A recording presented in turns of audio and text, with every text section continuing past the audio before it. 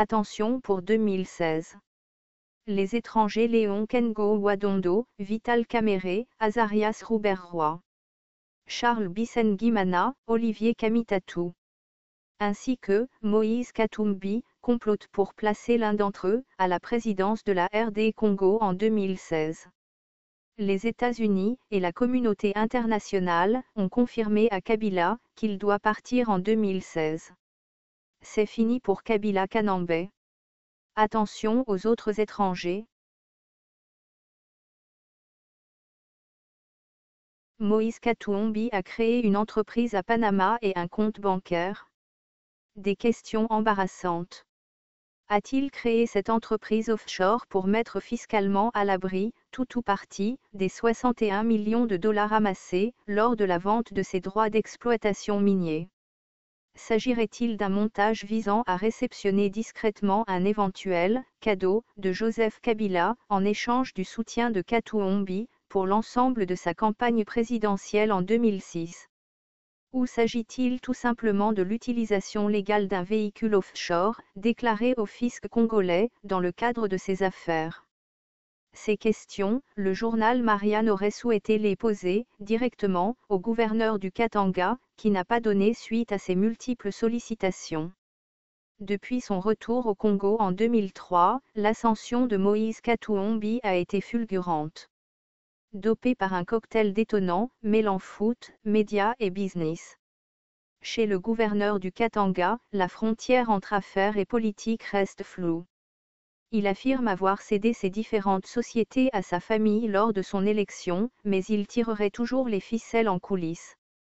Depuis la fin des années 1980, il multiplie les activités commerciales, œuvrant tour à tour dans l'agroalimentaire, le secteur minier ou les transports.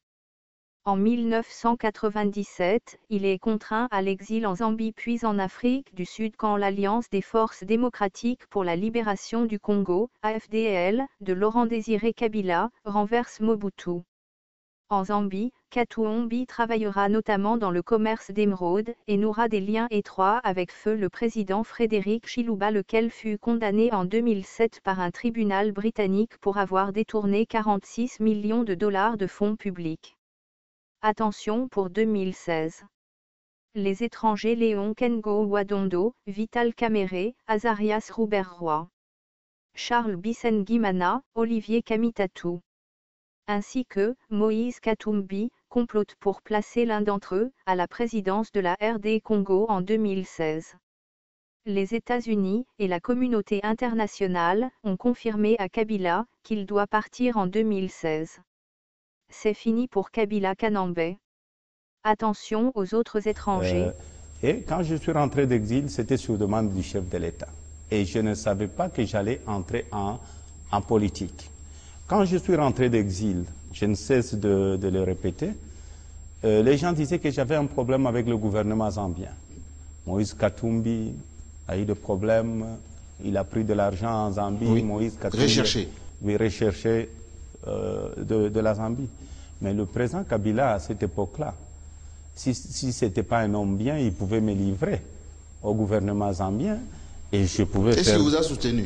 Il m'a soutenu et je pouvais faire la prison sans le savoir. Mais moi-même, j'avais porté plainte au gouvernement zambien en Zambie et j'ai gagné le procès en Zambie. Vous vous présentez au tribunal en Zambie? Non, je ne me suis jamais présenté, mes avocats étaient là, oui, parce que j'étais un homme recherché. Oui. J'ai gagné le procès en Zambie. Et quand je suis rentré d'exil, pendant la campagne référendaire, le feu, mon frère Augustin Katumba Mwanke, m'a demandé d'aller avec eux en campagne référendaire. Quand on devait... 2004-2005. 2004-2005, parce que moi je suis rentré, j'aurai bientôt au mois de juillet 10 ans de retour d'exil. Je suis rentré le 11 juillet 2003. Et je suis allé avec eux pendant la campagne. Je ne savais pas que j'allais faire la politique. On m'a demandé par après qu'il fallait que j'aide le parti. Parce que la liste... Le PPRD. Le PPRD.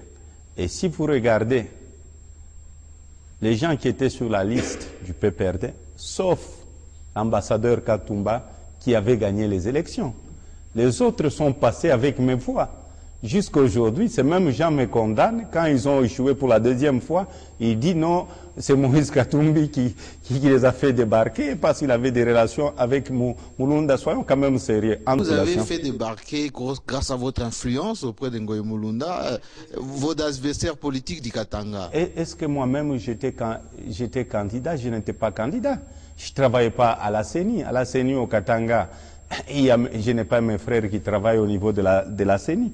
Les mêmes gens qui disent que je les ai fait débarquer, mais leurs jeunes frères travaillent à la CENI. Donc, je suis plus fort si je peux influencer même leurs propres membres de la famille. Donc, c'est un faux débat. C'est un faux débat. Moi, je crois que les gens doivent savoir pourquoi ils ont échoué et ils doivent se dire, nous n'avons pas fait assez, on n'a pas travaillé pour soutenir le chef de l'État. Rentré d'exil, je suis devenu député, je suis allé démissionner parce que les deals et que je devais aller démissionner en tant que député. Je voulais rentrer dans les affaires et laisser mon suppléant, et j'ai laissé mon suppléant. Et l'ambassadeur me dira, non, essaye de nous aider, l'ambassadeur Katumba. Ce que nous venons de voir au niveau national, essaye de nous aider au niveau provincial. Et comme par hasard aussi, sur demande du chef de l'État, j'ai eu le camarade Vital Kamerhe quand il était avec nous au PPRD, le fait Samba Caputo, qui m'ont appelé si je pouvais les aider au niveau de la province. J'ai dit, moi-même, je ne suis pas politicien. Voilà comment je me suis retrouvé en tant que gouverneur de la province. Donc, il y avait plusieurs défis que je devais réaliser. Quand j'ai commencé à travailler, quand je suis devenu gouverneur, il ne fallait pas d'abord trahir la confiance du président de la République, qui m'a choisi de devenir son gouverneur. Le Katanga n'est pas n'importe quelle province. Ne pas trahir le monde des affaires. Qu'est-ce que je pouvais faire? C'était faire un plus pour accompagner le chef de l'État. Parce que vous savez, trahir Joseph Kabila, ce n'est pas aller accuser les autres, non. Et bon, vous, on vous accuse beaucoup. Hein? Non, ça c'est rien. Vous savez, il n'y a que les fainéants qui accusent les autres. Bon, ce qui est important, ce qui était important pour moi, c'est quoi? C'était de travailler, de donner un coup de main au chef de l'État, suivre la vision du chef de l'État et travailler. À l'époque, c'était les 5 chantiers avant la révolution de la modernité. Donc, donner un coup de main au chef de l'État et vous aviez vu les résultats au Katanga. Comment aider Joseph Kabila? Je repose ma question. Joseph Kabila vous envoie combien d'argent chaque mois pour construire cette province plus que les autres? Dire que le président Kabila envoie beaucoup d'argent. Vous savez... Par mois, 10 millions de dollars. Oui, les gens disent 10 millions, 20 millions, 30 millions de dollars. Des malles entières par jet qui arrivent ici.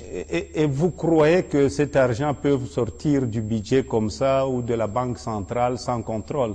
Mais il y a les députés qui sont là au niveau national. Ils peuvent aller contrôler. Moi, je crois que c'est les gens qui n'aiment pas le président Kabila. Ils peuvent aller contrôler. Il y a l'audit qui est là, il y a les auditeurs, la Cour de compte qui est là. Donc, ils peuvent aller demander. Mais vous savez qu'il y a des provinces qui reçoivent de plus que le Katanga. Mais bien sûr, Jean-Marie, c'est parce que je ne savais pas, j'allais amener les chiffres d'autres provinces qui reçoivent beaucoup d'argent de plus que le Katanga. Le problème, c'est la volonté et aider les chefs de l'État. Vous êtes Katangais du Sud? Apparemment, le Nord, vous l'avez oublié. Et vos adversaires ici au Katanga disent, oui, c'est gentil, il construit Lubumbashi, tout s'arrête à Lubumbashi. Et s'il veut des choses, il va les faire chez lui. Et le Nord est oublié. Il est ségrégationniste, autrement dit. Il n'aime que ses propres frères. Ces histoires de dire sudiste ou nordiste, chez moi, ça n'existe pas. D'abord, moi-même, je suis métissé. Donc ce sont les leaders du Nord, hein? Je veux vous dire, non, il y a des leaders. Quand ils sont devant la télévision, quand ils sont devant un journaliste, ils deviennent leaders. Parce que moi, je sais ce que je suis en train de faire dans le Nord. Nous faisons beaucoup d'efforts au Nord Katanga. Il y a beaucoup de projets que nous sommes en train de faire dans le Nord Katanga. Et nous le faisons parce que moi, je me considère d'abord Congolais et Katangais en plus. Donc, je suis chez moi.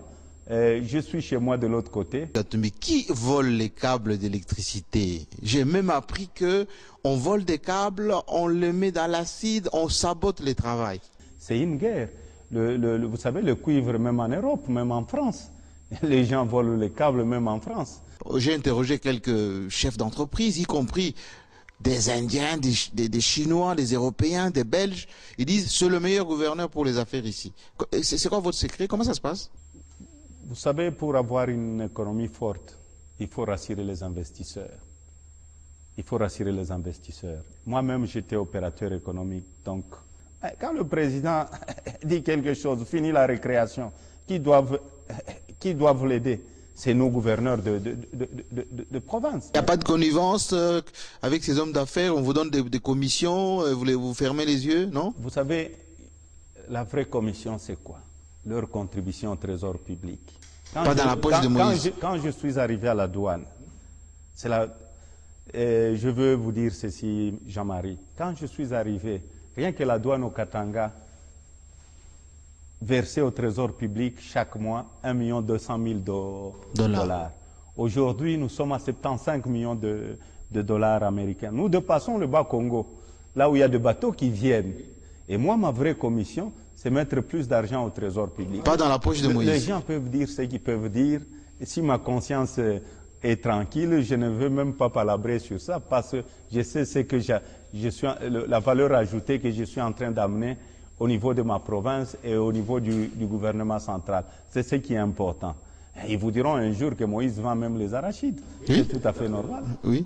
Il est partout. Bon, il est partout, c'est tout à fait normal. C'est ça la démocratie. Vous savez, il y a les gens qui ne savaient pas que, à l'époque, que la démocratie pouvait exister dans notre pays. Quand le président de la République a amené la démocratie, il y a des autres qui disent la démocratie, c'est les injures, la démocratie, c'est les dénigrements, mais il y a les autres aussi qui ont compris que la démocratie, c'est le travail. C'est très important. Et vous en faites partie. Oui, et il faut laisser ces gens dans leur petit coin là où ils disent non, c'est des voleurs, tout ça. Mais expliquez-moi pourquoi on vous fait des procès. J'ai même appris en Europe, des procès. Il y en a qui se préparent à vous faire des procès.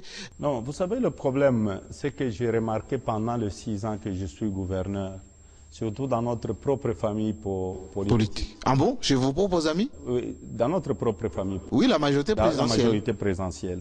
Les gens n'aiment pas les gens qui travaillent. Et juste une question. Est-ce que vous pouvez me dire la vérité? Juste la question de confiance. Moi, j'ai toujours dit la vérité. Pourquoi vous soutenez le PPRD? Toutes les campagnes électorales, c'est vous qui financez au niveau de la province avec votre propre argent. Merci beaucoup, Jean-Marie. D'abord, moi-même, je suis du PPRD. Et ce n'est pas moi qui supporte le PPRD à 100%. Il y a beaucoup de camarades aussi qui... Non, je parle de la province. J'étais dans les affaires. Vous savez ce que les autres disent là? Même parfois dans notre propre famille, hein, même dans votre propre famille, si Jean-Marie est en train d'émerger, de bien travailler, les gens diront « Ah, attention avec Jean-Marie, Azouikisi ». Vous voyez des choses comme ça. Et ça, c'est vraiment le Congolais. Moi, je crois le vrai Kissi, c'est le travail. Quelles sont vos relations avec Joseph Kabila, président de la République? Est-ce qu'il arrive des fois qu'il vous appelle? Est-ce que vous avez des relations de confiance? Le président de la République, d'abord Joseph Kabila, il est mon chef. C'est lui le président de la République. Le Katanga n'est pas n'importe quelle province. Donc si le président de la République vous donne à gérer le Katanga, oui, donc il vous fait totalement confiance. En tout cas. Oui, mais ça vous le dites pour la caméra. Est-ce que vous appelle? Non, vous savez, hein? moi j'ai toujours un franc-parler. Si ça n'allait pas avec mon chef, j'allais le dire. J'ai dit, en tout cas, j'ai un mauvais chef. J'ai un bon chef qui me fait confiance. Si je continue à travailler, et c'est grâce au chef de l'État, tout ce que nous faisons aujourd'hui dans la province, parce qu'il nous donne le temps de le faire. Tout à l'heure, vous avez cité 7 fois, j'ai compté, l'ambassadeur Augustin Katumba Mwanké. C'est la première fois que je vous pose cette question. Est-ce qu'il vous manque aujourd'hui? Tu sais, quand tu me poses cette question, j'ai même des larmes aux yeux parce que c'était un frère pour moi. Il me manque beaucoup, beaucoup, Augustin. Si on devait demander au bon Dieu de le faire revenir, oui, j'allais demander au bon Dieu. Mais je sais, c'était le destin. Dieu a voulu qu'Augustin nous quitte. Même les gens qui critiquaient Augustin, oui, aujourd'hui, il y a des gens qui sont en train de perdre leur place. Si Augustin était là, pauvre Augustin, ah, j'ai été enlevé, c'est à cause de Katoum. Oui. La méchanceté. Quel type d'homme était-il? La méchanceté. Quel type d'homme était-il et quelle était la nature de vos relations? Vous savez, Augustin, il avait un franc-parler. Les gens n'aimaient pas Augustin parce qu'il avait un franc-parler. Il était très discret et Augustin n'aimait pas l'injustice. C'est ce que j'ai appris chez lui. Même moi, on avait de très bonnes relations. Nous venons du même coin. Quand ça n'allait pas, il me disait, non, Gouv, là, je ne suis pas d'accord avec toi. Et moi, quand ça n'allait pas, je disais, Ogui, ah, je l'appelais, Excellency, là, je ne suis pas d'accord avec vous. Ah, pourquoi? Et c'est quelqu'un qui aimait les débats. Et il fallait les convaincre. C'était quelqu'un de bien. C'est quelqu'un qui a quand même amené un plus dans ce pays. Je sais qu'il y a des gens aussi qui ont sabré du champagne. Quand Augustin est décédé, bon, c'est ça la vie. Nous tous, nous allons mourir un jour. Et nous allons aller devant le bon Dieu. Et les jours que le bon Dieu va juger chacun de nous, je crois il y aura beaucoup de bonnes choses qu'Augustin a fait dans ce pays. Et les gens ne le reconnaissent pas aujourd'hui. Jusqu'aujourd'hui, il y a des gens qui continuent à salir la mémoire d'Augustin pour dire, Augustin, dans notre propre famille politique, qu'Augustin avait beaucoup d'argent. Augustin a caché de l'argent. Où est parti cet argent? Où est parti cet argent? Mais il y a la police qui est là. Mais pourquoi on n'arrive pas à trouver ces milliards dont on parlait, ces millions dont on Où parlait? est-ce qu'ils pouvaient trouver ces millions ou ces milliards? Augustin était un homme honnête. C'est un homme honnête. Est-ce que ça vous arrive de vous occuper de ses enfants, de sa famille aujourd'hui? La famille d'Augustin, c'est ma famille. Ça, je garde ça pour moi-même, c'est ma famille. Et aussi longtemps que je vivrai, je resterai toujours ensemble avec cette famille. Quand on fait cette émission, j'ai tourné un peu dans votre parcelle ici, j'ai vu qu'il y a trop de Congolais. Pourquoi vous êtes chef coutumier? Pourquoi tant de gens? Et dès que je parle avec les uns et les autres, ah, il nous fait à manger, il nous soutient. Il y a des gens qui viennent chercher du travail en tant que plombier. Et vous lui posez la question, il dit, mais vous êtes plombier? Je dis, oui, mais j'ai mon diplôme universitaire, je cherche un petit boulot. Comment ça? Vous êtes universitaire, où est votre diplôme? Il vous amène le diplôme. Il fait son travail. Tout ça, à la fin, il vient vous voir pour vous dire, ah, monsieur Jean-Marie, monsieur, bon, est-ce que je ne peux pas rester pour nourrir ma famille? Mais nourrir la famille chez le gouverneur? Non, mais... Vous leur donnez des sacs de maïs, de tout ça? Il reste, il travaille pour moi, c'est devenu aussi ma famille. Parce que vous savez, si vous avez quelque chose, il faudrait aussi savoir partager. Il y a beaucoup de gens qui ne savent pas partager. Mais c'est les gens de chez vous, du sud là-bas. La majorité, vous pouvez aller. Même sur mes gardes, j'ai mes gardes-corps, j'en ai, je crois, 6 et 5. Il n'y a qu'un type, une personne du Haut-Katanga. Ah bon? Et les autres, c'est les 2 Kasaï et le Nord Katanga. Mais on dit que Mazembe s'est rempli avec les gens du sud là-bas, les Katangais. Bon, mais vous savez, il faut laisser les gens parler.